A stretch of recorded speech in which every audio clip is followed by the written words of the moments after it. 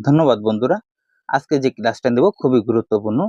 ৪ অঙ্কের বৃহত্তম এবং ক্ষুদ্রতম সংখ্যা। ঠিক আছে? ৪ অঙ্কের বৃহত্তম এবং ক্ষুদ্রতম সংখ্যা।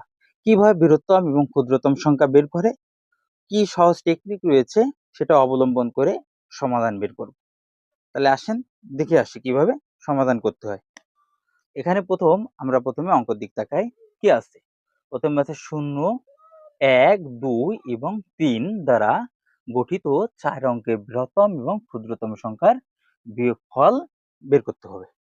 ঠিক আছে? এটা কিন্তু খুবই গুরুত্বপূর্ণ। কারণ এই অঙ্কটা প্রাথমিক বিদ্যালয়ের সহকারী শিক্ষক নিয়োগে ২০১৯ সালে এটা এসেছিল। ঠিক আছে? এছাড়াও কিন্তু বিসিএস পরীক্ষায় এই বৃহত্তম এবং ক্ষুদ্রতম সংখ্যা থেকে থাকে। একটা না একটা অঙ্ক থাকবে।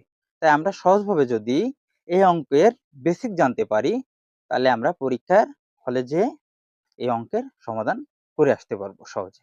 তাহলে আসুন কিভাবে সহজে এই অঙ্কের সমাধান করব দেখে আসি।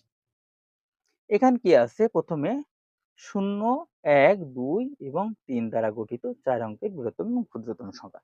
তাহলে আমার প্রথমে বৃহত্তম সংখ্যা বের করতে বলছে। বৃহত্তম সংখ্যা কি বের করব? সর্বোচ্চ এখানে কোন সংখ্যাটা আছে? ৩ আছে। ৩ কোন সাইডে আছে? ডাইনে না বাঁয়ে? ডাইনে আছে। তাহলে ডাইন সাইড থেকে বৃহত্তম সংখ্যাটা আমরা বের করব। তাহলে ডাইন সাইড থেকে আমরা বৃহত্তম সংখ্যাটা বের করব। যেহেতু বড় আছে ৩, ৩ দিলাম। এরপরে আছে কি? ৩ এর পরে আছে কি?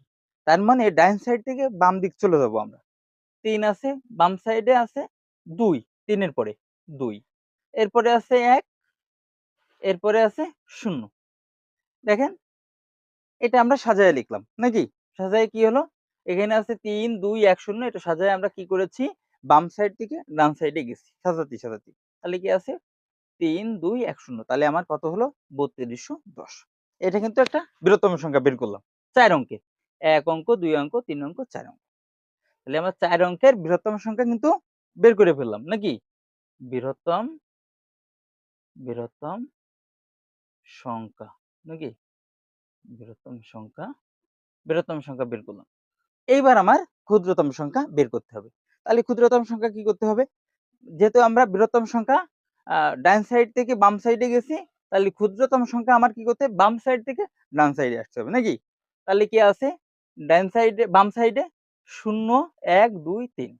দেখুন একটা সংখ্যার পরে, যেকোনো সংখ্যার পরে বাম সাইডে যদি কোনো শূন্য থাকে, সে শূন্যর কিন্তু কোনো মূল্য থাকে না।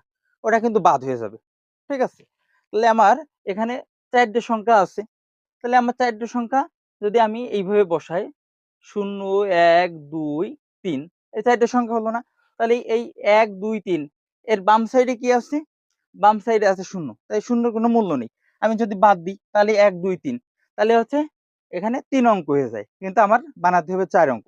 তাহলে এই শূন্যটাকে আমার ৪ অঙ্ক তাহলে ফ্রন্টে আনতে হবে। ঠিক আছে? ফ্রন্টে কিভাবে আনবো? এই অঙ্কটা এই ১ এর পরে যদি এই শূন্যটা যদি আমি এই ১ এর পরে নিয়ে আসি, ঠিক আছে? তাহলে আমি ১ এর পরে যদি নিয়ে আসি তাহলে কি হবে?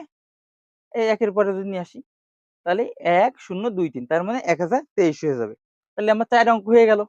দেখেন যদি বাম সাইডে থাকে তাহলে এর কোনো মূল্য নেই। তাহলে আমার ৩ অঙ্ক হয়ে যায়। তাহলে আমার তো ৪ অঙ্ক বানাতে হবে। তাহলে এইটা একটা টেকনিক্যাল সিস্টেম। তাহলে এই টেকনিক্যালি আমার এই শূন্যটারে ডান সাইডে নিয়ে আসতে হবে। তাহলে আমার ১০২৩ হয়ে গেল। এইটা হচ্ছে আমার ক্ষুদ্রতম সংখ্যা। দেখেন কত সহজ অঙ্ক, একদম সহজ অঙ্ক। তাহলে আমরা যদি খেয়াল করি এবং গুরুত্ব সহকারে দেখি, বেসিকটা জানি, সহজ যেকোনো অঙ্ক। বেসিক্যালি আমাদের অঙ্ক একদম সহজ।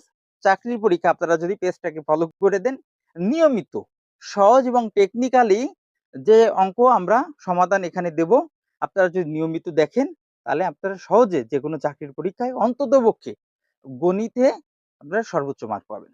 দেখুন তাহলে আমরা সমাধান করি। তাহলে কি আছে? ১০২৩ তাহলে এটা আমরা সাজায় লিখি নাকি? ১০০০ ১০২৩ এটা হলো আমার ক্ষুদ্রতম সংখ্যা। ক্ষুদ্রতম ক্ষুদ্রতম সংখ্যা। তাহলে আমার বৃহত্তম সংখ্যা এবং ক্ষুদ্রতম সংখ্যা বের করেছি। এরপরে কি বলছে এখানে?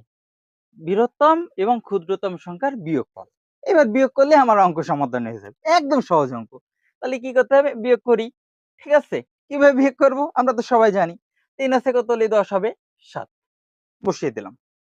এরপরে হাতে আমার 1 আছে। 2 আর 1 3, 3 আছে কত হলে 11 হবে? 8 ঠিক আছে? হাতে আমার 1 শূন্য আছে, তাহলে 1 আছে কত হলে 2 হবে? 1 আছে কত হলে 2 হবে? নিশ্চয়ই 1, 1 ঠিক আছে? 1 আছে কত হলে 3 হবে? 1 2 3 2 2187 দেখুন 2187 আমাদের উত্তর হয়েছে। এইটাই হচ্ছে আমাদের বিয়োগফল। ৪ অঙ্কের বৃহত্তম এবং ক্ষুদ্রতম সংখ্যার বিয়োগফল ২১৮৭। দেখি আমরা দেখে আসি। আমাদের তো অপশন দেয়া আছে। ক নাম্বারে আছে ২২৮৭, খ নাম্বারে আছে ২১৮৭, গ নাম্বারে আছে ২৯৫০, ঘ নাম্বারে আছে ৩০০০।